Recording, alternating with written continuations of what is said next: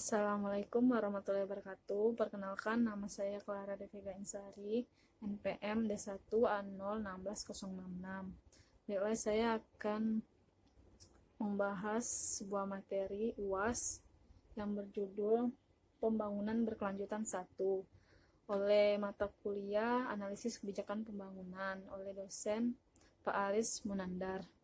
Baiklah, yang pertama yaitu ada pembangunan. Pembangunan itu terdiri dari berbagai macam, yaitu ada perbaikan, kemajuan, proses, terus ada yang belum ada menjadi ada, terus yang belum baik menjadi lebih baik, dan ada yang non-fisik maupun non-fisik.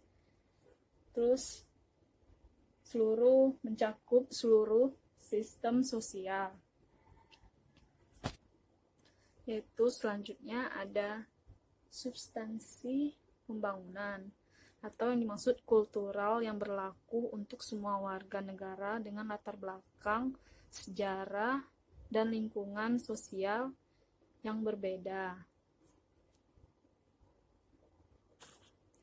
Baik, inilah seperti contoh dari Pak Aris. Ada dari lahan yang kosong terus menjadi sebuah gedung, bangunan-bangunan tinggi. Terus selanjutnya banyak contoh, yaitu sebuah monumen yang belum jadi pada zaman dulu dan sekarang telah berkembang seperti ini. Terus di era dulu juga berbeda seperti ini, dan sekarang telah banyak lintasan-lintasan jalan, terus gedung-gedung tinggi, dan lain sebagainya. Selanjutnya yaitu ada cakupan pembangunan atau sebuah cabang ilmu ekonomi yang menganalisis masalah-masalah yang dihadapi oleh negara yang sedang berkembang untuk mencari solusi atau cara-cara untuk mengatasi permasalahan agar pembangunan ekonomi dapat berkembang dengan lebih cepat. Selanjutnya yaitu ciri-ciri pembangunan, yaitu pertama memberi kemungkinan pada kelangsungan hidup dengan jalan melestarikan fungsi dan kemampuan ekosistem yang mendukungnya baik secara langsung maupun tidak langsung. Selanjutnya, pembangunan berkelanjutan tidak saja berkonsentrasi pada isu-isu lingkungan saja. Lebih luas daripada itu, pembangunan berkelanjutan mencakup tiga lingkup, yaitu pembangunan ekonomi, pembangunan sosial, terakhir yaitu perlindungan lingkungan. Selanjutnya yaitu ciri-ciri pembangunan, yaitu memberi kemungkinan pada kelangsungan hidup dan melestarikan fungsi kemampuan ekosistem yang mendukungnya baik secara langsung maupun tidak langsung. Yaitu selanjutnya memanfaatkan sumber daya alam dengan memanfaatkan teknologi yang tidak merusak lingkungan. Selanjutnya memberikan kesempatan kepada sektor dan kegiatan lainnya untuk berkembang bersama-sama di setiap daerah, baik dalam kurun waktu yang sama maupun kurun waktu yang berbeda. Selanjutnya yaitu meningkatkan dan melestarikan kemampuan dan fungsi ekosistem untuk melindungi serta mendukung sumber alam bagi kehidupan secara berkesinambungan.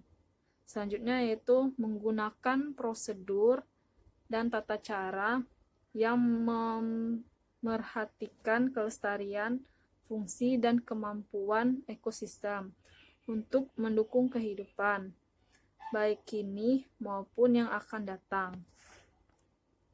Selanjutnya yaitu ada indikator proses pembangunan atau merupakan tolak ukur yang digunakan dalam mengukur performa suatu negara dalam pencapaian pembangunannya, serta perbandingan terhadap negara-negara lain. Seperti ada perubahan keadaan, peningkatan pertumbuhan, peningkatan daya beli, perbaikan lingkungan, perbaikan kesehatan, ketahanan sosial, peningkatan pendapatan, dan peningkatan kebahagiaan. Selanjutnya yaitu ada pembangunan berkelanjutan.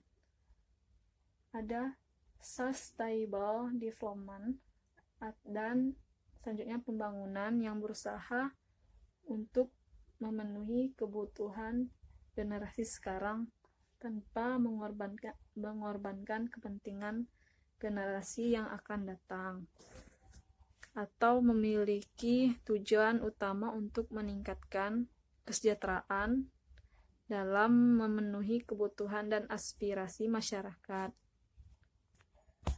Untuk sebagian orang, pembangunan berkelanjutan berkaitan erat dengan pertumbuhan ekonomi dan bagaimana mencari jalan untuk memajukan ekonomi dalam jangka panjang tanpa menghabiskan modal alam.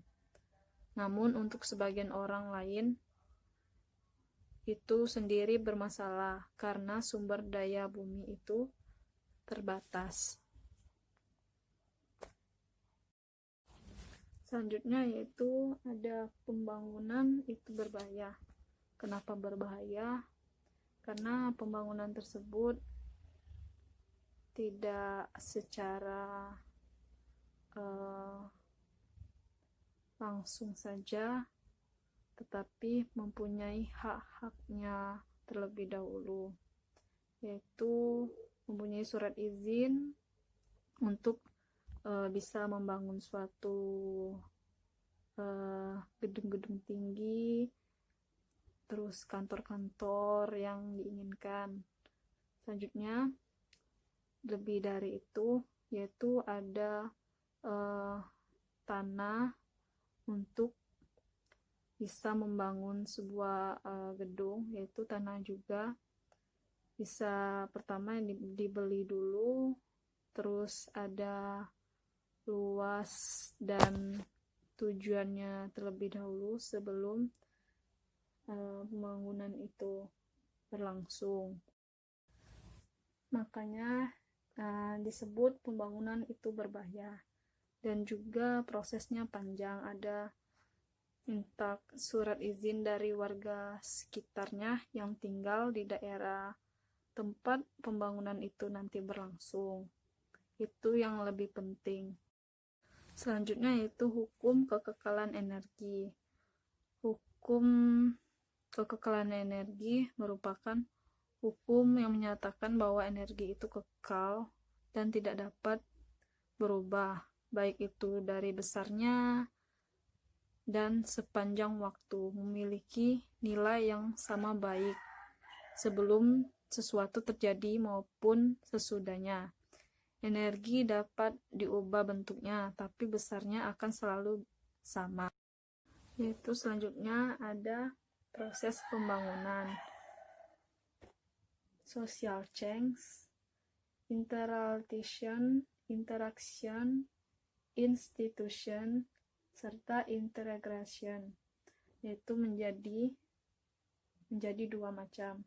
Keadaan awal, ada keadaan yang diinginkan, terus mengeluarkan mobilisasi dan mengeluarkan limbah. Selanjutnya yaitu pembangunan berkelanjutan, yaitu pembangunan yang memenuhi kebutuhan masa kini tanpa harus mengurangi kemampuannya untuk memenuhi kebutuhan dari generasi yang akan datang. Pembangunan berkelanjutan harus memerhatikan pemanfaatan lingkungan hidup dan kelestarian lingkungan agar kualitas lingkungan tetap terjaga. Selanjutnya, pembangunan berkelanjutan yaitu mengintegrasikan analisis dan tindakan dalam penyelesaian masalah. Yaitu ada ekonomi, lingkungan, dan sosial. Yaitu yang pertama ekonomi atau efisiensi pertumbuhan.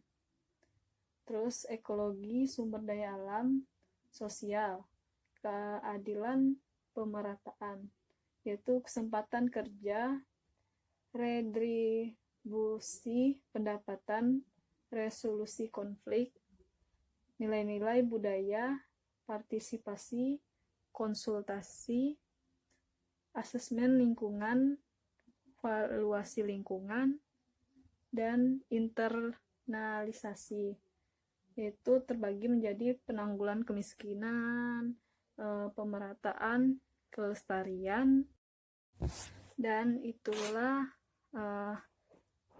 hasil penjelasan dari saya.